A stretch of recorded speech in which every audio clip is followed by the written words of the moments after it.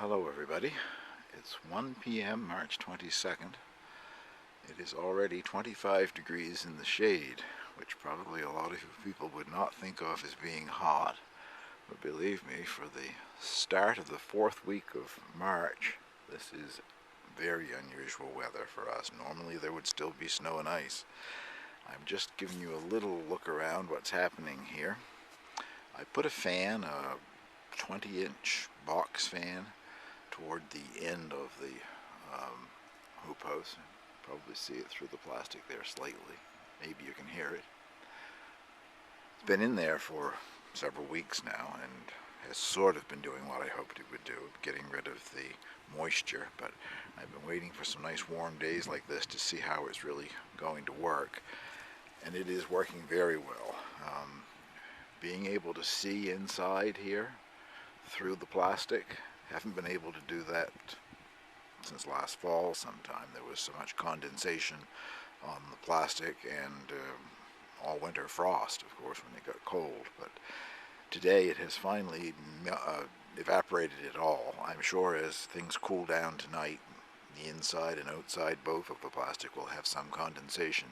But I think this is going a long ways toward what I want it to do, reducing the humidity so that there won't be so much damage from funguses, molds, and blights, and all that good stuff in the hoop house. I'll show you now what I'm doing outside here. I've had a problem ever since the thing was built last August with water coming in under, well, I guess the front wall here you might call it, but also under the door when we have heavy rains, and we've just had the snow and ice melt, so now the ground is very wet. What I'm doing is digging a drainage ditch across in front of the hoop house. As you can see, it is still full of water at this point, and once I get that draining good so that the water is down out of it, I'm going to fill that trench with 2-inch stone or so. Anyway, I'll give you a look in a moment here when I cut through to where I think this will begin to drain. Give you an idea of what our climate here is actually like. I'm only able to get down about 4 inches on this upper end. First I thought I was hitting rocks, but I double checked, and what I'm hitting is ice, hard frost. It's only melted out about 4 inches on this particular end. With the sun shining on it, it may melt a little more, and I'll get it a little deeper before I fill it with stone. But down this end, where there has been a lot of water, I'm able to get down 8 or 10 inches or so, and that's good. Anyway, we'll see if this works for me. I think this might break it through. It sort of slopes down from where I'm standing. What I need now is a shuffle cam. I believe it was Gary spelled with 2 R's in Germany, who put up a video of his shuffle cam. And I'm holding and trying to get this out of there, see what happens. Ooh. Yeah, that is starting to drain it. That's good. I'll continue and make the ditch a little further on, but that's going to solve a lot of the problem, I think. I suppose it's obvious, but I didn't really state it, I guess, in the previous clip. The problem being the land slopes down toward the front of the hoop house. And I pretty much had to use this particular spot to put the hoop house because I don't have any really level, flat land. This was the best site that I had on my property, so it's where I used, and I think this is going to hopefully solve the problem. Anyway, I'll show you in a bit when I get some stone in it, whatever. I had some garlic come up in one of the beds where I grew garlic a year or 2 ago and didn't want it there, so I dug it out and was just going to throw it in the compost pile. And I thought, well, nothing ventured, nothing gained. This is the composter that is full of new manure and bedding. I just cleaned out the chicken coop a week ago. And so I separated all the little cloves and planted them in here, and we'll see what happens. I didn't count, but there's probably 25 or 30 of the whole bed is covered in them. Some of these little greener ones, I guess, show up a bit. Well, that's it for today. I am feeling old, hot, and tired. It got up to 27 degrees here this afternoon on the 22nd of March. That's 80 degrees Fahrenheit for you American viewers. Hot. Well, hot for here anyway, and unbelievable for March. I brought one wheelbarrow of the large stone that I'm going to use, and it filled, I don't know, maybe a quarter of the trench, I guess. I'll go get some more in the morning and finish it then. I'm hauling it from maybe a quarter of a kilometer away. There's a gravel pit not too far from where I live, and I don't have a truck or anything, so I'm bringing it a wheelbarrow of it at a time. But I think another 3 or 4 wheelbarrows will complete the job, and I think that's working. Anyway, down here at the further end of the part that I have already filled in, there is water flowing through the stone and coming out down below, so hopefully that'll work for a year or two if it silts up or whatever. And if it does that, I'll just have to dig it back up and put drainage tile in and the stone back around the drainage tile, I guess.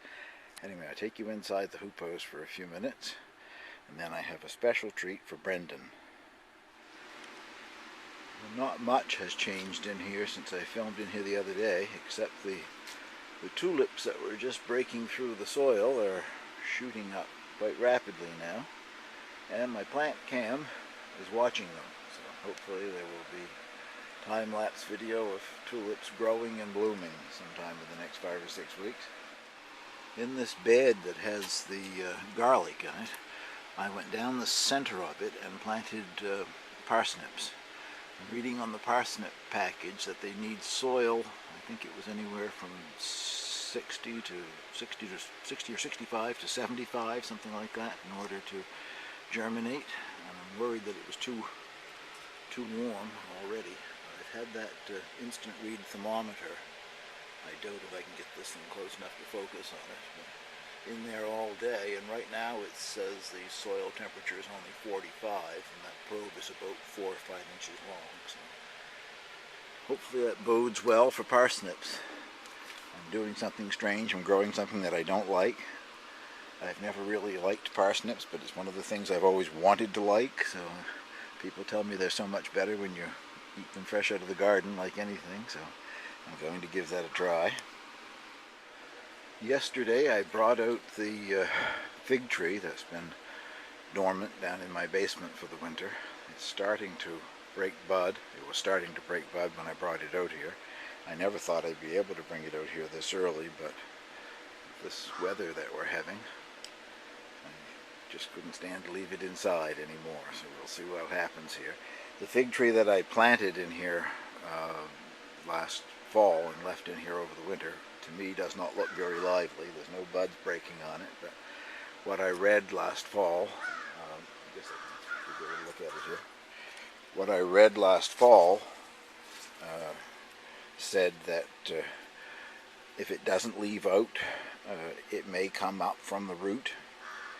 Also, I think there might be some what they call blind buds on the larger part of the trunk there, the stem, which may come out, or it may be very dead. At any rate, I'll leave it alone for another 5 or 6 weeks and see what happens. I had a couple of romaine lettuce plants, Cos lettuce, growing in 6-inch terracotta pots. Brought those out this morning or last night, I guess. Brought those out last night and transplanted them. Their lower leaves sort of collapsed in here in the heat today, but the soil's very wet, and as it cools off in here again tonight, I think they'll probably perk back up. I guess I didn't show this particular survivor of winter. It's a kohlrabi, purple kohlrabi, which grew kind of strange in my opinion last year. You can see it's quite tall, and there still isn't anything that's shaped like a kohlrabi, but it does have a cluster of leaves that are all coming out together at the top, so I'll leave it and see what it does. I hope you can read that. This is in Fahrenheit. It's the only hydrometer that I have that will read the relative humidity in here. And I think the fans, as I said earlier, are really working. It is right now 81 degrees in here. I just brought that up out of the shade under the bench. So it's been in the shade all day, and it's 81 in here, even though the sun is going down below the trees. And the humidity is down to, what, 28%, I guess, 27%. Anyway, that's a little, you can't read the fine print. Just below those numbers it says very dry. Well, that's good. The ground in here is very wet, and I'm glad that the air is very dry. When the fan shuts down at 7 o'clock this evening, it's on a timer. The relative humidity will continue to climb overnight, but I really think this thing is doing what I hoped it would do. That's it from the greenhouse, and now for my special thing for Brendan, and I'll get this thing up and load it onto YouTube. Well, it's about 6:45 in the evening now. There's about an hour of daylight left. It gets dark here now around 8 o'clock. This is usually the time when I come out and let the chickens out to do their free ranging for an hour or so I can be out here with them. And this particular segment is for Brendan. I did my last little clip on the chickens yesterday talking about the weather. I mentioned how they came running and flying over here to this area where I'm at to get into the woods, and Brendan said he'd like to see that. Well, I'm just about to go in and gather eggs, and I'll open the gate and let them out. And I don't know, I'm more than likely, with my luck, they'll run and fly in the other direction and you'll never see them. But here goes anyway.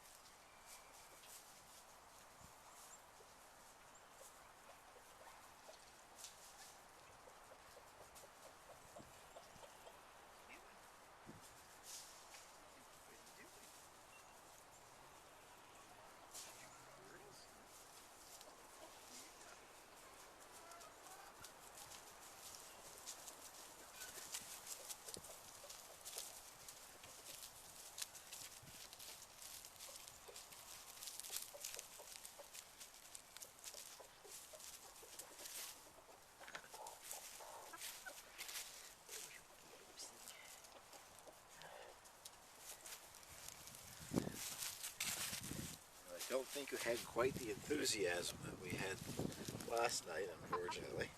This is one of my favorites here. One of the ones that I call the Bustle Bums.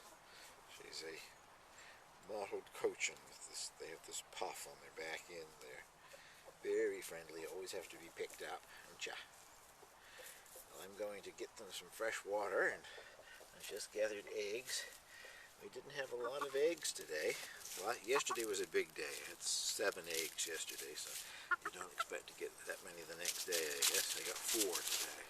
Thank you very much for watching, and I'll see if I can get this uploaded onto YouTube sometime tonight. Wonderful camera work there. I managed to show you a basket without showing you the eggs, and I held a chicken in my hand that you couldn't see. Anyway, they didn't do their great performance like they did last night, but they're right back over here in the same location.